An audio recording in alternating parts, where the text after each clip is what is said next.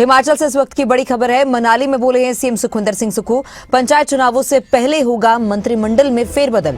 CM Sukhu ने ये बड़ा बयान दिया है, बड़ी जानकारी है। बता दें कि पंचायत चुनाव से पहले मंत्रिमंडल में फेरबदल होगा। सीएम सुक्खू का यह बड़ा बयान जिसने कि राजनीतिक गलियारों में हलचल तेज कर दी है। सीएम सुक्खू का कहना है कि पंचायत चुनावों से पहले मंत्रिमंडल में फेरबदल होगा।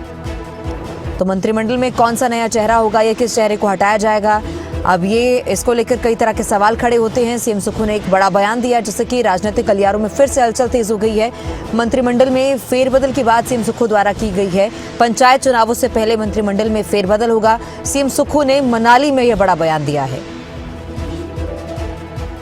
तो सीएम सुक्खू ने बड़ा बयान दिया, कहा कि पंचायत चुनाव से पहले मंत्रिमंडल में फेरबदल होगा। अब इस फेरबदल में कौन नया चेहरा होगा या किस चेहरे को हटाया जाएगा, इसको लेकर भी कई तरह के सवाल खड़े हो रहे हैं। चुनाव से पहले की जाएगी, निश्चित रूप से चुनावों से पहले ही होगा। निश्चित रूप से मंत्रिमंडल में विस्तार भी किया जाएगा, फेरबदल भी किया जाएगा और आने वाले समय में ये भी देखा जाएगा कि मंत्रियों की परफॉर्मेंस कैसी। मंत्रिमंडल में चुनाव से पहले की जाएगी, निश्चित रूप से चुनावों से पहले ही होगा। निश्चित रूप से मंत्रिमंडल में विस्तार भी किया जाएगा, फेरबदल भी किया जाएगा और आने वाले समय में ये भी देखा जाएगा कि मंत्रियों की परफॉर्मेंस। और ज्यादा जानकारी के लिए हमारे ब्यूरो प्रदीप ठाकुर जुड़ चुके हैं। प्रदीप, मंत्रिमंडल में फेरबदल की बात सीएम सुक्खू द्वारा की गई है, राजनीतिक गलियारों में हलचल इस बयान ने तेज कर दी है, क्या ज्यादा जानकारी है? बिल्कुल, देखिए, लंबे समय से इस बात का इंतजार किया जा रहा है कि मंत्रिमंडल में नया मंत्री कौन होगा, क्योंकि अभी मुख्यमंत्री को मिलाकर 11 मंत्री हैं और कुल 12 की स्ट्रेंथ है। तो ऐसे में एक मंत्री पद जो है वो खाली चल रहा है। इस बीच जब दिल्ली दौरे पर मुख्यमंत्री गए थे, उसके बाद वो जब शिमला लौटे तब भी उनसे पूछा गया था, आज मनाली में भी उनसे जब पूछा गया कि मंत्रिमंडल में विस्तार कब होगा, तो उनकी तरफ से स्पष्ट संकेत दे दिए गए हैं कि जल्द ही होगा और पंचायत चुनाव से पहले होगा। तो ऐसे में अब इन चर्चाओं ने और जोर पकड़ लिया है। लेकिन इस दौरान जो मुख्यमंत्री ने बड़ी बात कही है वो ये है कि मंत्रिमंडल में फेरबदल भी होगा और उसके साथ साथ मंत्रियों की परफॉर्मेंस भी देखी जाएगी। यानी जिन विभागों का काम ठीक नहीं चल रहा होगा तो उनसे विभाग वापस भी लिए जा सकते हैं, उनके विभाग किसी दूसरे मंत्री को भी दिए जा सकते हैं और एक मंत्री नया जो बनना है उनको भी जो है वो विभाग देने हैं। तो ऐसे में इन सारी चीजों को जब देखा जाएगा तो उसमें ये सारी बातें होंगी कि परफॉर्मेंस किस मंत्री की कितनी रही है।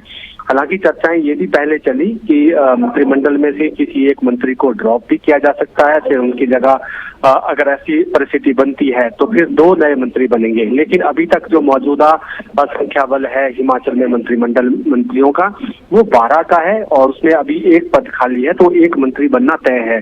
और उसमें जो प्रबल चर्चाएं जिनके नाम को लेकर चली वो कुल्लू से विधायक सुंदर ठाकुर, उनके नाम को लेकर लगातार चर्चाएं चल रही हैं।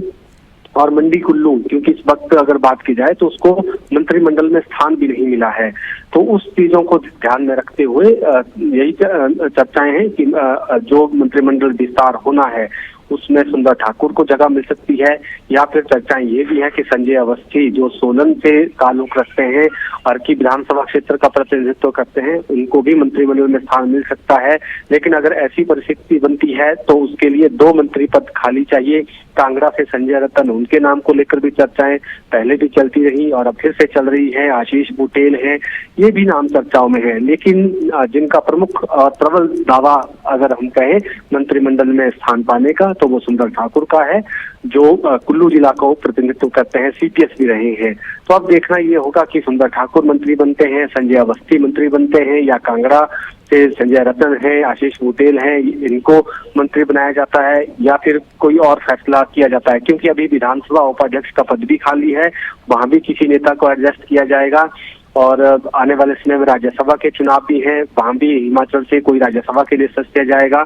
तो ये सारी चीजें राजनीतिक बैलेंस जो है वो बनाना है और क्षेत्रीय समीकरण भी बिठाने हैं। तो ये सारी चुनौतियां मुख्यमंत्री के समक्ष है। अब देखना ये होगा कि मुख्यमंत्री अब क्या फैसला करते हैं और सारी चीजें, चाहे वो क्षेत्रीय समीकरण है, जातीय समीकरण है, या फिर और जो मौजूदा राजनीतिक हालात बनते हैं उनको ध्यान में रखते हुए मुख्यमंत्री क्या फैसला करेंगे, इस पर सबकी निगाहें हैं। लेकिन कहीं ना कहीं अब जोर पकड़ गई है ये चीजें कि मंत्रिमंडल में विस्तार भी होगा, फेरबदल भी होगा, मंत्रियों के विभागों मंत्रियों में जो है रिशफलिंग होगी और उसके साथ साथ मंत्रियों की परफॉर्मेंस को भी अब मुख्यमंत्री चेक करेंगे, क्योंकि अब विधानसभा चुनाव के लिए 2 साल का वक्त बचा है और जो आने वाला बजट सत्र है उसके बाद चुनावी मोड में सरकार जाने वाली है। बहुत शुक्रिया प्रदीप जानकारी के लिए।